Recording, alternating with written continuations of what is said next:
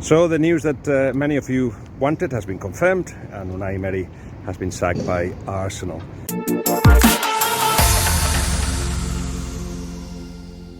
It's not a massive surprise. I was trying to put across a different point of view to the majority, to the unanimous majority in the last few weeks for different reasons. One, because I think it's partly our duty to do that. Partly we have to, in every judgment, it has to be the other side. It has to. But it's quite clear that the atmosphere was, I wouldn't call it toxic, it was very negative towards the manager. Because fans tend to identify every problem to one person. That's down to the football culture generally, but especially in England, in Britain, is the focus on the manager that takes all the blame. Arsenal were not playing well, the results were not arriving. The last two, for instance, against Southampton and Eintracht Frankfurt, have been not just disappointing, has been hurtful, because it confirmed the impression of many. But I can tell you, guarantee you, there was a lot of work being put by the coaching staff to make this work. Today, while everybody was started to report that this was going to happen, Unai Emery was in training normally. He, of course, after the defeat in the Europa League, tried to put everybody's focus on the next game against Norwich, and the idea was to just go day by day. That has been a little bit the life of Unai Emery in the last few weeks, day by day, because of course he wasn't alien to all the feelings that the fans were expressing so openly, both on social media but also in the stadium in recent times. He felt he had the backing of the club, but he always said, and it's only logical, that the club has got to take responsibility. Not put it in a negative way, but of course, people at the club are there for a reason. Decision makers have to take decisions, and if things are not working, I think everybody will understand the next step that Arsenal has had to take, including Unai Emery, I'm pretty sure. There were, as you know, many things that have happened in recent weeks. The Ozil situation, the Xhaka situation, that has not allowed the team to stabilize itself. But, and I said that on Twitter, I feel that the players were mentally blocked. On the pitch, they weren't themselves, they weren't free, they weren't enjoying themselves, and that's the responsibility of many. That's the responsibility of the coach, who has to create an atmosphere, of course, the right atmosphere for everybody to perform. It's the responsibility of the directors too, because perhaps if they had seen this coming, other decisions were being made.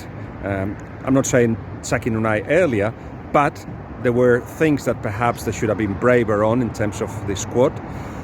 Thirdly, the players themselves, they have been given a lot of tools to play at their best, but certainly they did not respond to what Unai Emery was giving them.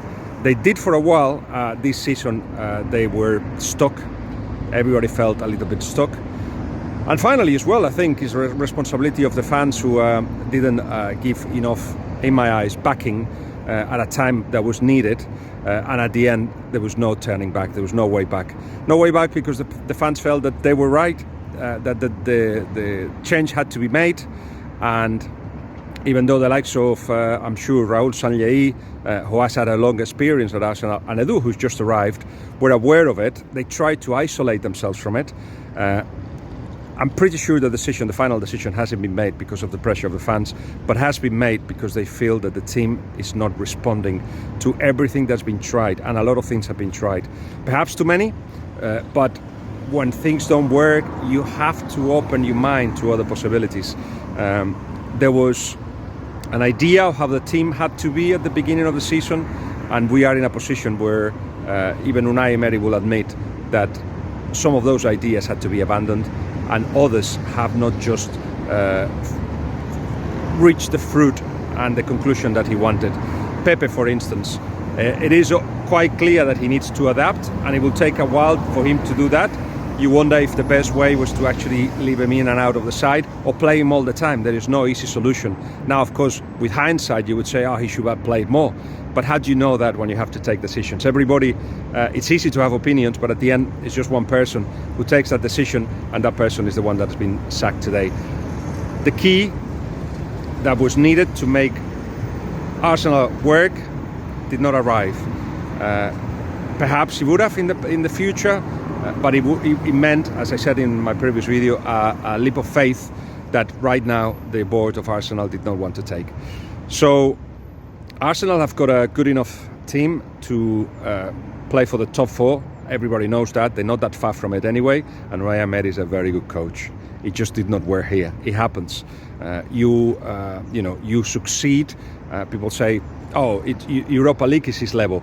Really, with Valencia, he reached the Champions League, for instance. And winning the Europa League 3 years is not an easy feat. And of course, you have to respect that. Good coach. It did not work here at all, or not enough anyway. Not in a way that he would have liked to. And I feel sorry for it, because I know that he has a lot of qualities that, for whatever reason, for many reasons, simply just didn't work at Arsenal.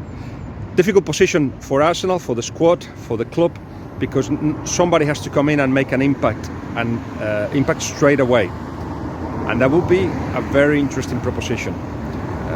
It have to be somebody, I say, young, with experience in the Premier League perhaps, certainly with an idea of what has to be done, and who links the team to the fans.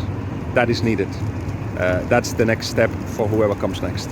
And good luck with it. And good luck to Unai Emery. See you later.